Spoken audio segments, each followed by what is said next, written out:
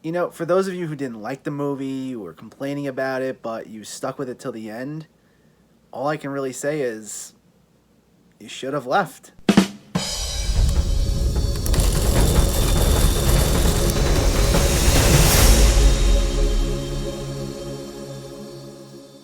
You Should Have Left stars Kevin Bacon as a middle-aged man with a successful actress wife, played by Amanda Seyfried, and they book a vacation home in Wales along with their young daughter, played by Avery Essex. As tensions rise between family members and their dynamic falls apart, signs begin appearing that there's more to this house than meets the eye, further wearing down their sanity. This is based on the book of the same name, which I actually haven't read, though to my understanding they changed a lot from the book. I don't know how true that is. But it's written and directed by David Koepp, who actually has a pretty impressive filmography. He's written some great movies, including Jurassic Park and Spider-Man, plus he's also directed some pretty solid films, including Ghost Town and Premium Rush. Unfortunately, though, this is far from his best work. This is a very uneven movie, and if it really did change a lot from the book, it looks like it was to this movie's detriment. Because the book was well received, and the movie, on the other hand, doesn't seem to know what kind of tone it wants to go for. The family drama element seemed severely underdeveloped. Like, we know there are tensions between Kevin Bacon and Amanda Seyfried, and to be clear, I think they both did a great job with the material. In fact, nearly all the acting in this movie is great. Avery Essex is also particularly compelling as their child, and the chemistry among all three of them was pretty believable. Like, I bought them as this once functional but now deteriorating family unit.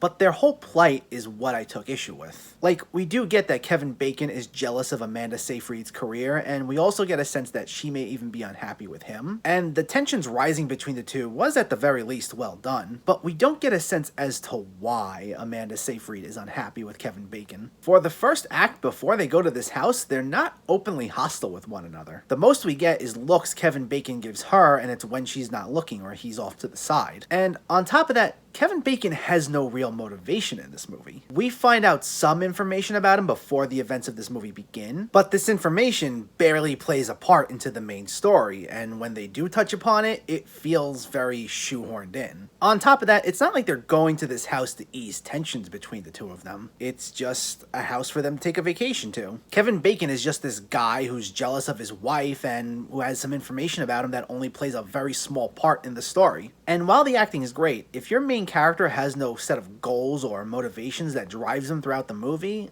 it's hard to make them compelling. Like, even if the story was generic and he had cliched motivations, at least it's something. Here, Kevin Bacon just exists. I will say, there is a moment where the family drama peaks around the 45-minute mark, and for a brief moment, this movie does become great. For a solid 2 or 3 scenes, I was hooked. The acting was on point, and there were these new developments that were handled really well, writing-wise. I thought maybe we just got off to a slow start. The thing is, though, this only lasts for a few scenes, and then the movie falls right back into mediocrity, which leads to my next point. For a movie that's supposed to be about a haunted house, it barely ever touches on the haunted house aspect. Like, this does nothing with that concept until literally an hour in.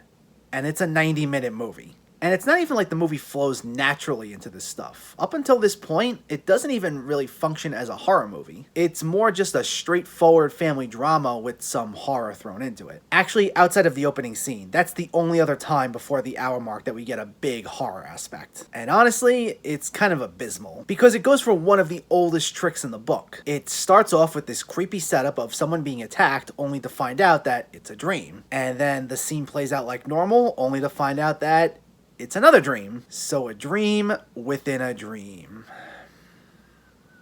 I thought we abandoned this cliche when it was literally the subject of an entire movie. But here we are in 2020 and still doing it, apparently. Beyond that, it essentially feels like 2 movies mashed into one. Tonally, the first hour is completely different than the last 30 minutes. And it comes off as just jarring. Like, I want family drama mixed in with my horror movies, because that helps make for a compelling narrative, but you need the two to intertwine. It's gotta be a balance. If you wait for an hour in to touch upon the horror stuff, all the horror fans are gonna lose interest. And all those who enjoyed the family drama aspect are gonna be really thrown off by the horror elements suddenly being shoehorned in. Balancing the two will make for a much more effective narrative. And another thing is, the horror elements don't even work that well. First of all, when I think of a haunted house movie, I think of something with a much smaller setting and gives this claustrophobic feel. Or if you're gonna go for a bigger setting, there are still elements about it that don't look appealing. Like, The Shining took place in a hotel, but the inside of that hotel, between the empty hallways, the rooms, and the fact that it was in the middle of nowhere and not easy to escape, made it creepy. This house, though,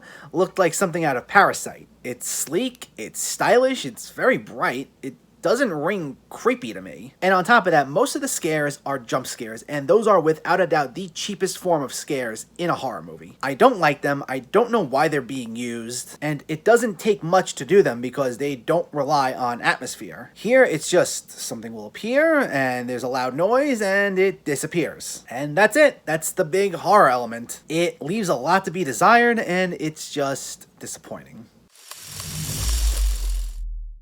I didn't particularly care for this one. It's legitimately good for a few scenes in the middle, and the entire thing is well acted, but that's about it. It's two different types of movies poorly linked together. It tries to be this big family drama for the first hour, though with no real purpose. And then at the hour mark, it suddenly switches gears and becomes a horror movie. A bad one at that. Its over-reliance on jump scares and cheap gimmicks just make it really frustrating. I can't see fans of the genre really caring for this one, and honestly, it's not worth the time.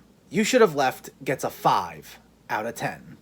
So let me know, did you see You Should Have Left, or are you planning to see it, and what were your thoughts? Did you like the family drama stuff? Did you like the horror elements? And what's one of your favorite haunted house movies? Let me know in the comments below. If you enjoyed this video, please like it and share it, and for more movie reviews and film discussion, please make sure to hit that subscribe button to stay updated. Thanks for watching, everyone. I'll catch you next time.